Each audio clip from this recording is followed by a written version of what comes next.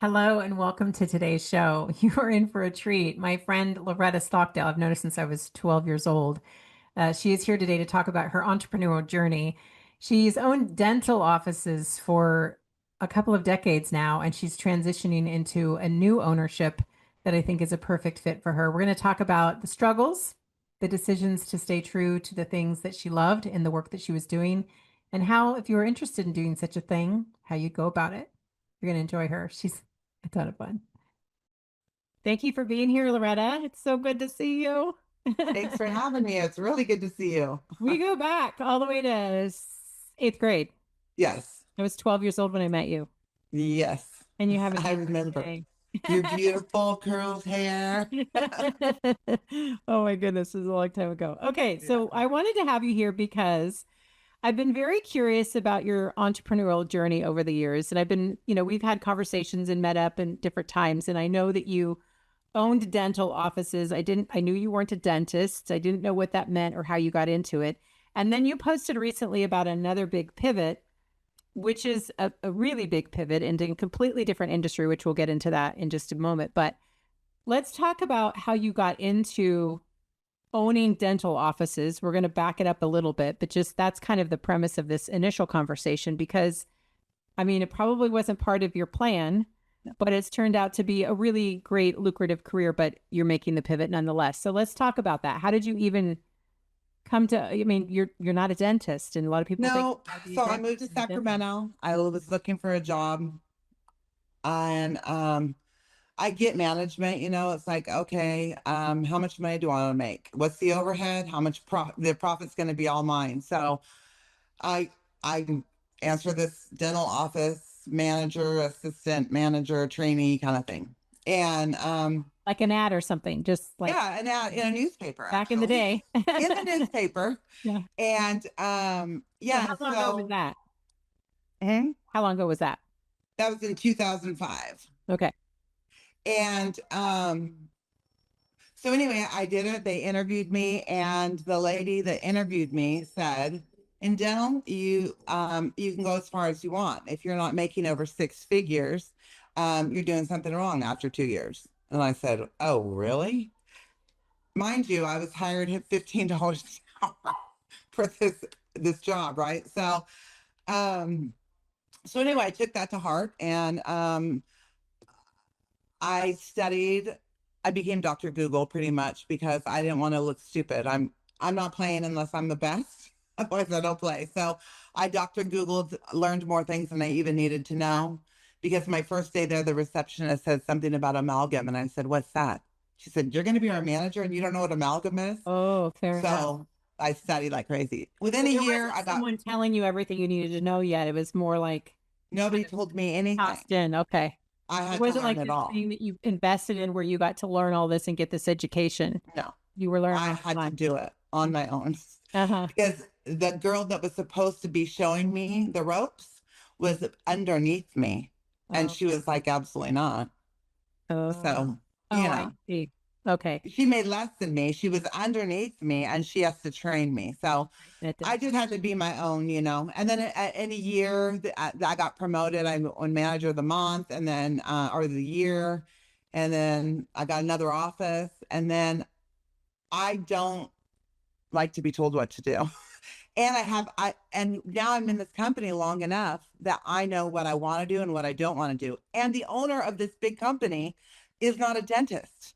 Okay. So I was like, how does he do that?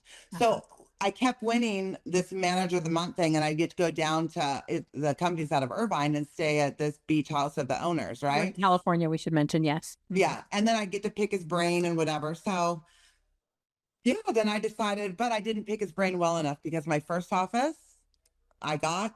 I got the dentist, I got everything, but I didn't set up the corporations correctly. So I can't own a professional corporation. So my first partner stole my business from me. Oh, I see. Yeah. And why But can't you own? I mean, these are California laws, so why couldn't California laws. So there's only a couple states in the United States where you cannot be a dentist, own a dentist, and hire a you? dentist and not be the dentist. Okay, okay. And California is one of them. You can't own a dental office and not be a dentist. Okay. So then you come into it from a manager point of view, like, okay, I need a good job and I want to learn this trade, so to speak, or this skill set. You teach yourself, and now you're doing a good job. Obviously, you're getting these accolades, and then you buy into this first office. And I think about that time is when I heard about this dental office business you were doing. And then you end up, okay, so then the next step, you lose what you'd built the first. But I'd already bought another office with another dentist. Okay, so this time you had it set up So correct. this time I went to an attorney and he told me how it's done. And yeah, so then we did it correctly. And then he and I have been business partners for since 20. Oh no, sorry. My first dental office was in 2006. Okay. My bad. Okay. And then that office I got, she stole from me. And then 2012 is my business partner that he just bought me out of the last office. Okay, so you've been doing this a long time. Yeah. Long time. So Yeah. what is this year? So 23 years you've been doing it. Mm-hmm. Is that the right math? Yeah. It's well, crazy. 13 years from Since 2005. Yeah. So okay. Yeah. Okay. So then, so you have these offices and this is the work that you're doing. And how many dental offices did you end up owning? 4. And then I had a consulting business that I consulted for about 26 offices in the greater Sacramento area. For the people who wanted to do what you were doing? No, these are for dentists that didn't know, that were great dentists, but they didn't know business. Okay. So I would go in and help them make money. Yeah. Instead of doing dentistry for free. Yeah, sure. Well, that's good. So one of the things that I think I've found a guy recently on LinkedIn who is it's doctors' offices, and entrepreneurs own the office, then they hire the doctors and the staff. And what they're finding is there's an advantage for some doctors who feel this way, that they are, like you said, a wonderful dentist, but don't have a lot of business sense or don't want to learn the business sense. I mean, think about all you learned plus patient care, taking care of patients. And so I thought it was really interesting to think about how that's why when you put that post up there again, it reminded me like, hey, oh, that's another, like what you would consider, like you have to be a dentist to own a dental office. You have to be a doctor to own a doctor's office. And depending on what state you live in, I guess you do. But you've done really well for yourself in that transition from managing to then owning. And I'd imagine there's huge risk involved and you were willing to take it. So I wanted to... Well, yeah, the huge risk that I got my first business taken from me. That's true. That's true. Let's take a break. When we come back, I have a couple more questions about that. Then I want to move on to what you're doing now. Okay? Okay. Back in just a moment.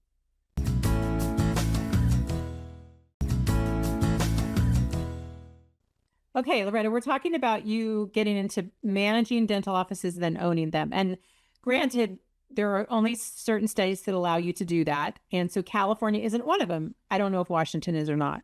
I guess I probably should know that coming into the show. But in general, there are ways for you to still own a dental office, even if you aren't a dentist. And that's what you did. You had a partner with a dentist. So when you were consulting and during that time when you had these successful offices and you're consulting, I'd imagine there's different times, like especially when the first dental office you parted ways without your money. Entrepreneurship is an ongoing decision. It's not like I think a lot of times you don't even decide you're going to be an entrepreneur. You just kind of become one. You step into something that's of interest that you aren't working for someone else to do. That's entrepreneurship. And you make a decision on a regular basis, like, okay, I'm going to do this again. I'm going to go in again. And here I'm going to do this again. And so were there times in the beginning, especially when you got, that had that really poor experience in the beginning that you thought, this isn't for me. I'd rather just manage the offices? Or you were far enough along that you're like, I don't want to be told what to do, so I'm going to figure out how to make this work. If it's not this, it's something else. Yeah. I mean, I loved it. I loved it. So no, and every day I love to go to work. I love meeting new people. I loved what I did up until 2020. 2020, everybody changed. Everyone, they just changed. Maybe I did too. I don't know, but everything changed. So then every day was like, I don't want to do this. I don't want to do this anymore. I can't do this every day. And then, yes, you can. You have to. You have to. Yeah. And then I'm thinking about my retirement and I'm thinking about all this. And so then I'm like, because I sold the businesses except for one before 2020. And I was about to sell the other one, the last one. And then I ended up not doing that. And and thought, okay, what about my retirement? This is my retirement. And then let me buy one more and then I'll have it for 3 or 4 years and sell it. Because usually that's what I do. I buy offices that are bleeding for like 90, $100,000. And I keep them for, you need 3 years of financials and then I sell them, for much more money. Right. Okay. So yeah. Now you have a formula. I mean, you have a proven process that works. And so you can duplicate that as many times as you're willing and wanting to do that.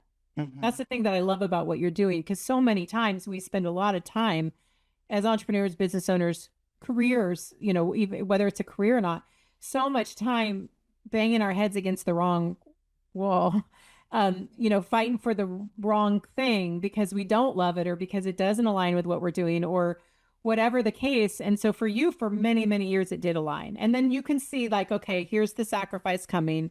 2020, the world blew up and you got to make this work and you're going to do that. And then you're going to sell. So that it works. So if you can just hang in there, that's part of the sacrifice, right? For retirement and what you've achieved over these years.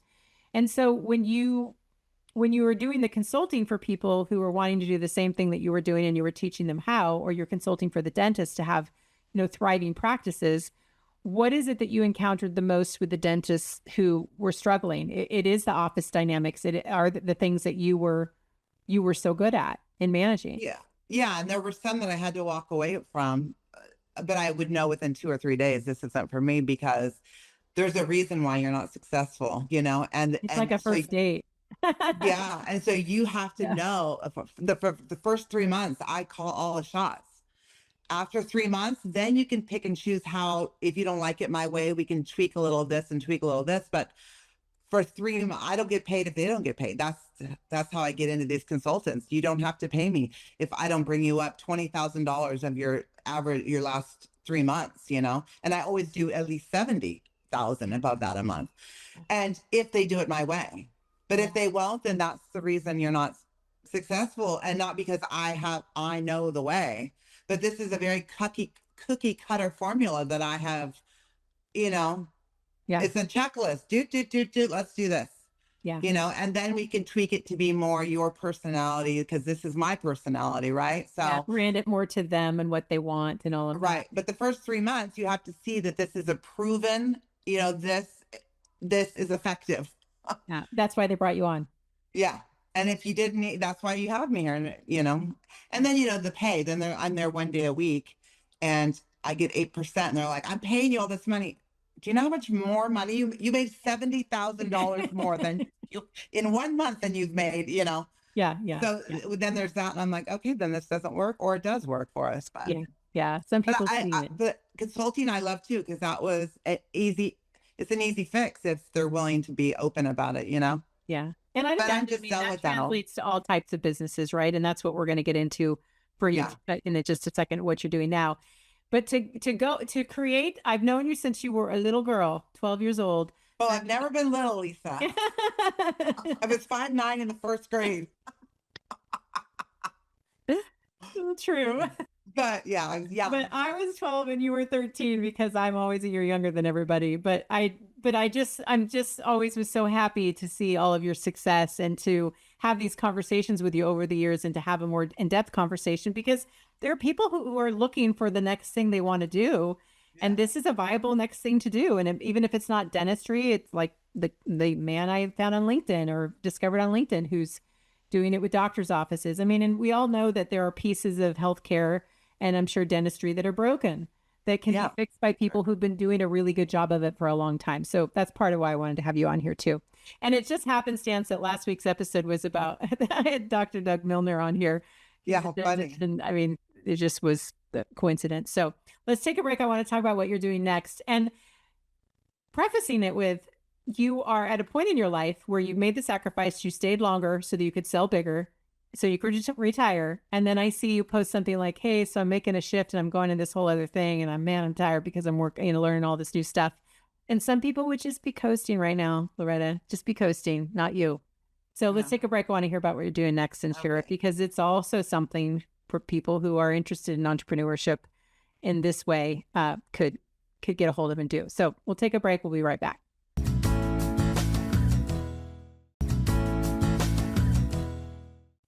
Okay, we're finishing up, Loretta. We've talked all about the dental offices that you first managed, then you bought, and now you've sold.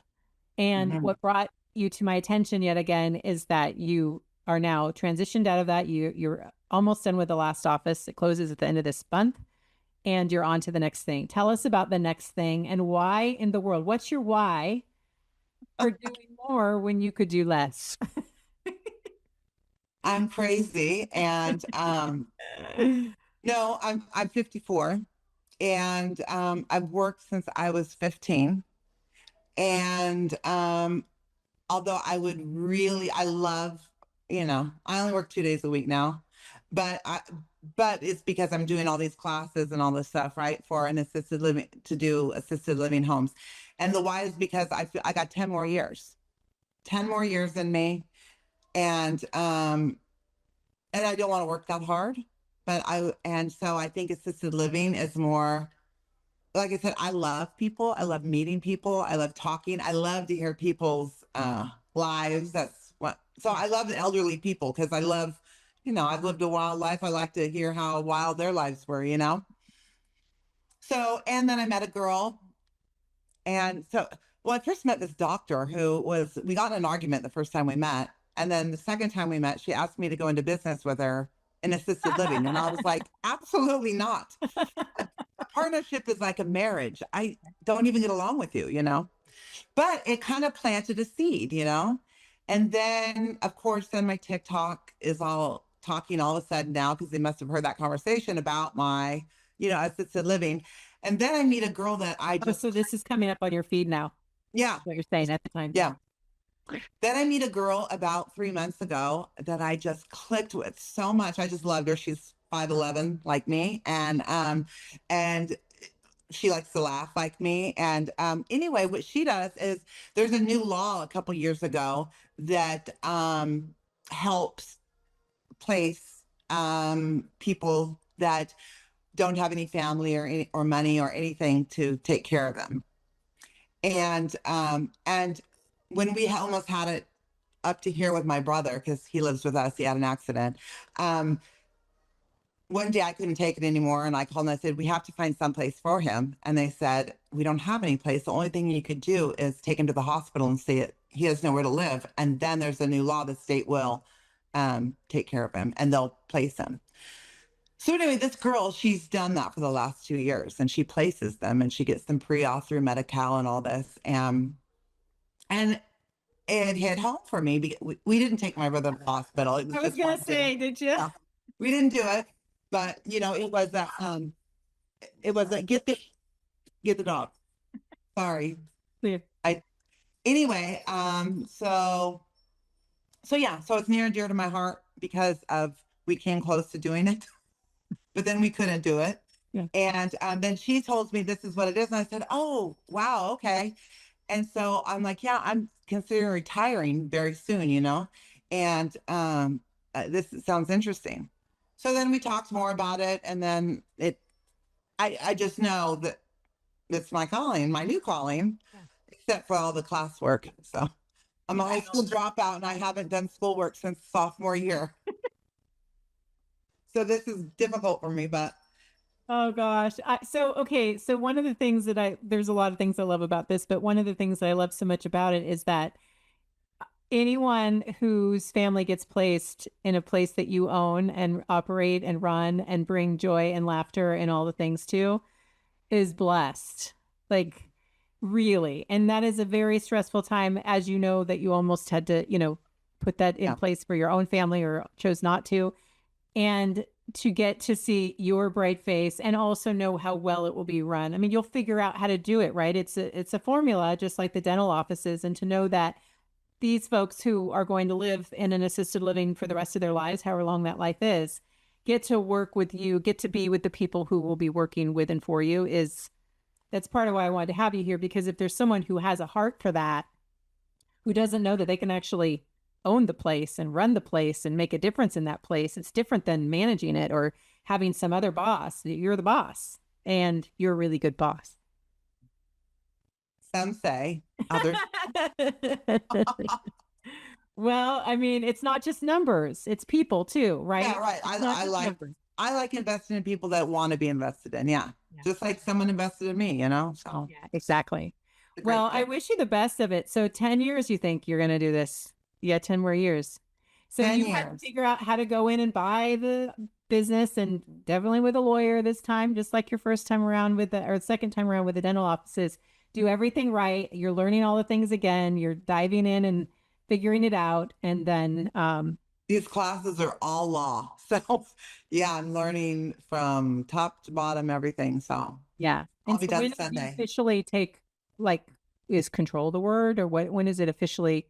Well, November 10th, I will take my test for administrator. And then they say it takes about 2 months. And then I can, and in that 2 months, then I'll go buy, I'm starting from scratch. So I'm going to go buy a house. There'll be it'll be an 8-bed facility. And I'll start with one.